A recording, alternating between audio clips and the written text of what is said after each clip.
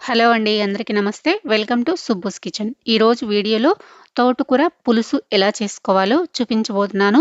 ఈ తోటకూర పులుసు గురించి ఎంత చెప్పుకున్నా తక్కువేనండి. అంత బావుంటుంది. వేడి వేడి అన్నంలోకే కాదండి, చపాతీలోకి కూడా సూపర్ టేస్టీగా ఉంటుంది. తప్పకుండా ఇలా మీరు ఒకసారి ట్రై చేయండి.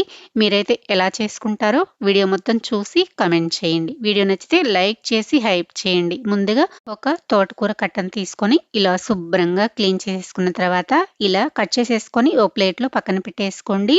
అలానే 2 టేబుల్ స్పూన్ల వరకు పచ్చిశనగపప్పు వాటర్‌లో వేసి ఒక గంట పాటు నానబెట్టేసుకోండి.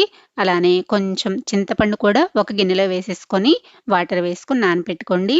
ఇప్పుడు ఒక కుక్కర్ తీసుకొని ఇందులోకి మనం కట్ చేసి పెట్టుకున్న తోటకూరని వేసేసుకొని నానబెట్టుకున్న పచ్చిశనగపప్పు కూడా వేసేసుకోండి. మీకు పప్పులు ఎక్కువ కావాలనుకుంటే కనుక ఇంకొంచెం ఎక్స్‌ట్రా అయినా వేసుకోండి, బావుంటాయి.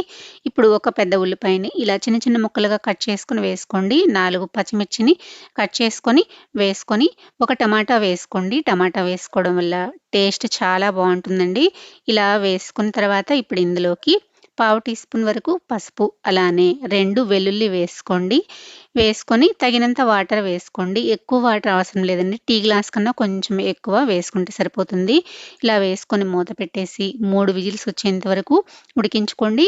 3 విజిల్స్ తర్వాత కుక్కర్ ప్రెషర్ అంతా పోయాక మూత తీసానండి. చూసారు కదా, చాలా బాగా ఉడికిపోయింది. ఇప్పుడు మ్యాషర్‌తో కానీ లేదంటే పప్పు గుత్తితోటి కానీ ఇలా మెత్తగా మెదిపేసుకోండి. ఇందులో ఉన్న వాటర్ ఏమి నేను తీసేయలేదండి. అలానే ఉంచేసుకొని మెదిపేసుకున్నాను. మీకు బాగా ఎక్కువగా గనుక ఉంటే కొంచెం వంపేసుకొనైనా మెదిపేసుకోవచ్చు. నేను తోటకూరలోనే ఉప్పు, కారం వేసుకొని ఉడికించుకోలేదండి. మీకు అలా కావాలంటే గనక అలా అయినా వేసుకొని ఉడికించుకోవచ్చు. ఇలా మెదిపేసుకున్న తర్వాత స్టవ్ పైన ఒక కడాయి పెట్టేసుకొని 3 స్పూన్ల వరకు ఆయిల్ వేసుకొని అందులోకి పోపు దినుసులు, ఒక ఎండుమిర్చి వేసుకొని అవి వేగిపోయాక కరివేపాకు వేసుకోండి. ఇప్పుడు 2, 3 వెల్లుల్లి రెబ్బలు దంచుకొని వేసుకోవచ్చండి. నేను ఉడికించుకునేటప్పుడు వేసుకున్నాను కాబట్టి ఇప్పుడు వేసుకోలేదు. పోపంతా వేగిపోయాక మనం ఉడికించుకున్న తోటకూర వేసేసుకొని అందులోకి సరిపడా ఉప్పు, కారం వేసేసుకొని ఒకసారి ఇలాగా బాగా కలిపేసుకున్న తర్వాత మనం నానబెట్టుకున్న చింతపండును కూడా రసం తీసేసి వేసుకోండి. తగినంత వేసుకోవాలండి. ఇలా పిప్పి రాకుండా చేయడం పెట్టేసి ఇలా పులుసును వేసుకున్న తర్వాత ఒకసారి బాగా కలిపేసేసి మనం వేసుకున్న ఉప్పు, కారము, పులుపు తోటకూరకి పట్టేలాగా ఒక నిమిషం పాటు ఉడికించుకోండి. ఒక నిమిషం తర్వాత చూసారు కదా, ఇంకొంచెం దగ్గర పడింది.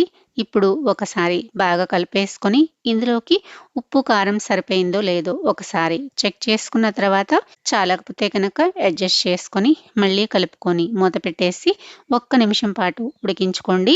ఇప్పుడైతే మనకి టేస్టీగా తోటకూర పులుసు రెడీ అయిపోయిందండి. ఎప్పుడు చేసుకునే తోటకూర పప్పు ఫ్రై కాకుండా ఇలా ఒకసారి ట్రై చేయండి. చాలా అంటే చాలా టేస్టీగా ఉంటుంది. అన్నంలోకి, చపాతీలోకి సూపర్‌గా ఉంటుందండి. తప్పకుండా మీరు కూడా ఇలా ట్రై చేయండి. మీరైతే ఎలా చేసుకుంటారో కామెంట్ చేయండి. నా వీడియో మీకు నచ్చినట్లయితే లైక్ చేసి సబ్స్క్రైబ్ చేసుకోండి, షేర్ చేయండి. మరో మంచి వీడియోతో మళ్ళీ కలుద్దాం. Thanks for watching.